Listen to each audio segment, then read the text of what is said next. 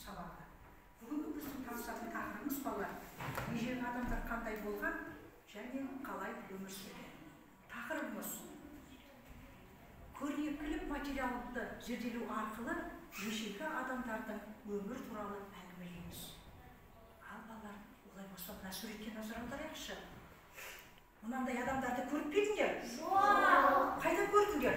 Кино? Кинодан. Теледидар қарсысында кинодан көргенсіңдер, иә? Енді балалар, бұл адамдарды балалар ежелгі адамдар деп атайды екен. Бізге дейінгі адамдарды ежелгі адамдар деген екен. Біздің ғалымдар балалар, адамдарды қалай пайда болды деген сұрақ туындаған. Сонда біздің ғалымдар бүйтіп айтыпты балалар, адамдарды Құдай жаратты депті. Бір ғалымдаршы, сөйтсе екінші ғалымдар айтыпты, жоқ, адамдар аспаннан ұшып келген депті. Ал үшінші ғалымдар, жоқ, адамдар маймылдан жаралған депті. Олай болса қараңдаршы, мынау адамның бет келіпі денесінің бәрі шынымен неге ұқсайды екен балалар? Маймылға. Маймылға ұқсайды екен. Ал қазір көрейік, бұлардың бізден балалар, қараңдар, кезінде ежелгі адамдардың түр келбетін қараңдаршы, олар қандай болған? Қастары, екі қасының ортасы шыңқы болған екен. Маңдайлары тайқы болған екен. Таналары дәу болған екен. Беттері бас, бет сүйегі, жақ сүйектері өте дәу болыпты. Ал үсті бастарын қараңдаршы, не басып кетіпті? Түк басып кетіпті. Дұрыс айтсыңдар, түкті болған екен. Онан соң қараңдар балалар, тағы кімге ұқсас болып келіпті? Маймылға ұқсас келген екен. Дұрыс. Енді олай болса біз қазір ежелгі адамдарға қараймыз. Мына жерде, мына суреттен қараңдаршы, қараңдар балалар. Мына суреттен біз сендерге кімдерді көріп тұрсыңдар? Кімдерді көріп тұрсыңдар? Ежелгі адамдарды көріп тұрсыңдар. Бірақ олар сендерге кімдерге ұқсас келіп тұр? Маймылға ұқсас келіп тұр, дұрыс. Бірақ қараңдаршы, маймылдан мына жердегі айырмашылығы не болып тұр балалар? Бұл жерде адамдар тік жүріп жүр, иә? Ал маймыл бізде не қылады? Төрт аяқтап жүреді, төрт қолмен секіріп жүреді. Мына жерде, яғни біздің адамдар жайлап дами бастады. Бұрынғы ежелгі адамдар балалар маймылға ұқсас келген екен. Қолдары ұзын болып, тізеге шейін жеткен екен. Онан соң олар аяқтарын тік ұстамапты. Олар аяқтарын бүгіп, секіріп жүрген екен балалар. Онан соң көрдіңдер ме балалар? Денелерінде түк басып кеткен, иә? Үстерінде киім бар ма? Жоқ. Олар үстерінде, дұрыс айтасың, олар малдың терісінен киім жасап сөйтіп киінген екен. Міне балалар қараңдар, онан соң қараңдаршы балалар, үй көріп тұрсыңдар ма? Жоқ. Үй көріп тұрған жоқсыңдар, иә? Ежелгі адамдардың балалары үйлері үңгір болған екен. Олар тау-тастың арасындағы үңгірлерді пайдаланып, сол үңгірде өмір сүрген екен. Онан соң олар балалар алғашқы кезде жеке-жеке өмір сүріпті. Сөйтіп олар жеке-жеке өмір сүрген кезде оларды жыртқыш жандар, арыстан, жолбарыс, аю деген бар ғой орманда жүретін, иә? Сол жыртқыш жандар оларды жеп қоятын болғаннан кейін, олар жалғыз өзін қорғай алмайтын болғаннан кейін, олар не істеді? Бәрі ақылдасып, бірігіп тобыр құрды. Сөйтіп олар барлығы не болды енді? Тобыр болып өмір сүре бастады. Сөйтті де олар не істеді? Олар балалар алғашқы олардың жейтін тағамдары терімшілік болыпты. Терімшілік деген не балалар? Олар ағаштағы өсіп тұрған жемістерді, жерде өсіп тұрған бұталардың тамырларын, өсімдіктердің тамырларын таспен, қолмен қазып, яғни сөйтіп соны жеп өмір сүрген екен. Бірақ олар сол өсімдіктердің тамырларын, жемістерін жегеннен олардың бойларында күш-қуат жоқ болыпты. Ол күш-қуаттары аз болыпты. Сол себептен олар айтыпты, жоқ, біз бұл тек қана жемістермен, тамырлармен қоректенбей, біз бір енді етті де жеп көрейік деп, олар не істейді енді? Аң аулаумен, яғни аңшылықпен айналыса бастайды. Балалар, мына жерде көріп тұрсыңдар ма? Нені көріп тұрмыз? Пілді көріп тұрсыңдар, иә? Бірақ бұл пілді балалар ол кезде зір деп атайды екен. Қазіргі біздің пілден не айырмашылығы бар? Нені көріп тұрмыз? Мүйізі бар екен. Онан соң үсті қандай балалар? Жүн екен мына жерде. Ал біздің пілімізде қазір жүн бар ма балалар? Жоқ, көрдіңдер ма? Пілде балалар өзгеріп кеткен екен. Ежелгі кезде міне мына пілдер болған екен. Бұны піл емес зір деп атаған екен. Енді осы ежелгі адамдарды көріп тұрсыңдар ма? Не істеп жатыр балалар?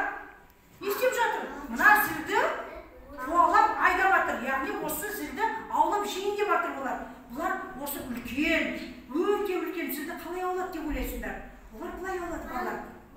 Олар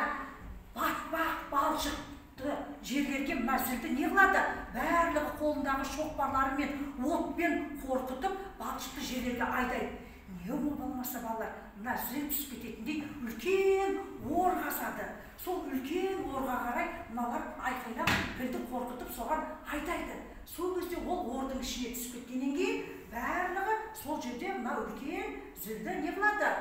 Өлтіріп, яғни өздеріне тамағына жаратады екен. Міне көріп тұрсыңдар ма балалар? Ана осындай сөйтіп олар өздерімен үстіп күн көрген екен, тамақтарын үстіп аңшылықпен, терімшілікпен айналысып тамақтарын жеген екен. Енді балалар, ол аңды аулау үшін, терімшілікпен айналу үшін ол кезде құрал-сайман болу екен. Қазірде бізде құрал-саймандар көп қой, иә балалар? Еңбек құралдары бар бізде, иә? Мысалы үшін күрек, қайшы, пышақ, қылыш, найза, мысалы үшін жаңағы мылтық, яғни ату құралдары да бар еді. Ал ол кезде балалар, онда құралдар жоқ екен. Ол кезде олар тек қана нені пайдаланды? Тасты пайдаланды. Сөйтіп тасты не қылды олар?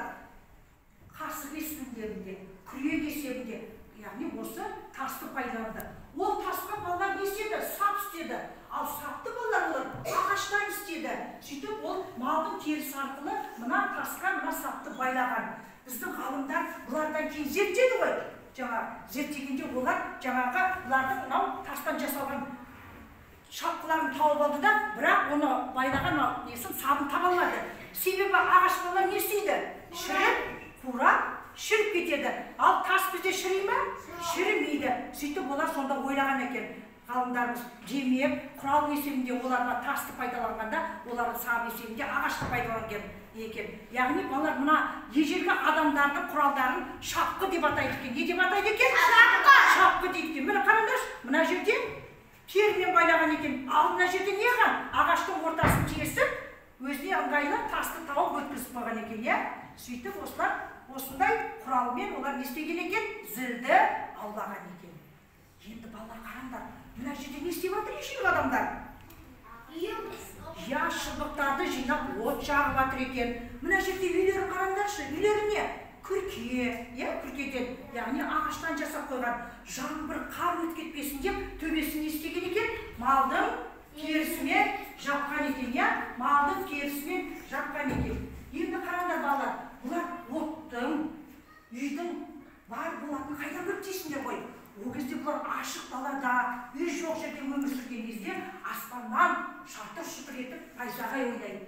Сол найзағай ойнаған кезде олар ағашқа түседі. Ағаш не істейді балалар? Жанып, өртеніп кетеді. Сонда олар аспаннан от бар екенін олар сол кезде біледі. Онан соң, егер аспандағы найзағай малдың үстіне түсетін болса, яғни олар аулап жүрген зілдің үстіне түскен кезде зіл не істеп кетеді балалар?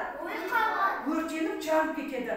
Олар сол зілдің өртеніп кеткен, жанып кеткен жеріне барып, жаңағы зілдің қалдық етін не істейді? Жеп көреді. Сөйтіп жеп көреді де айтады. Шикі еттен гөрі піскен ет дәмді екен ғой. Жоқ, біз енді шикі етті жемейік. Енді біз піскен етті жейік деген олардың не сылады? Санасына сондай ой құйылады. Сөйтеді де олар өзінің аулаған зілдерін енді қалай жейтін болады? Пісіріп, отқа қақтап, пісіріп жейтін болатын. Көрдіңдер ме? Отқа қақтап, пісіріп жейтін болған. Онан соң балалар, оттың, яғни найзағайдан пайда болған бірде олар енді отты жағуды үйрене бастайды. Енді олар отты қалай шығармақшы олар? Олар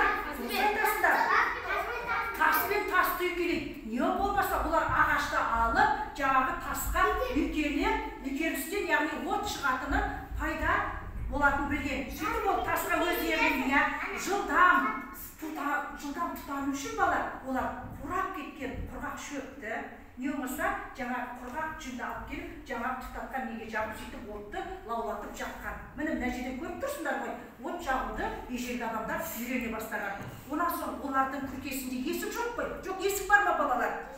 Есік жоқ. Есік жоқ болғаннан кейін жабайы жаңағы қасқыр, жолбарыстар кіріп кетпес үшін олар күні бойы оттарын өшірмей, үйлерінің есік алдында отты жағып қойған екен балалар. Көріңдер ме? Ежелгі адамдар солай өмір сүрген екен. Енді балалар, қазір біз ежелгі адам мен қазіргі адам салыстырып қояйық. Міне, мына жерде қараңдар, ежелгі адам суретін қараңдар. Мына жерге қазіргі адамдар. Қазіргі адам бізбіз ғой, балалар. Ал салыстырайық. Ежелгі адамдардың жаңа айттық қой, түр келбетінің өзінде өзгеріс бар дегенбіз, қастары қандай дедік? Қалың, шығыңқы, маңдайлары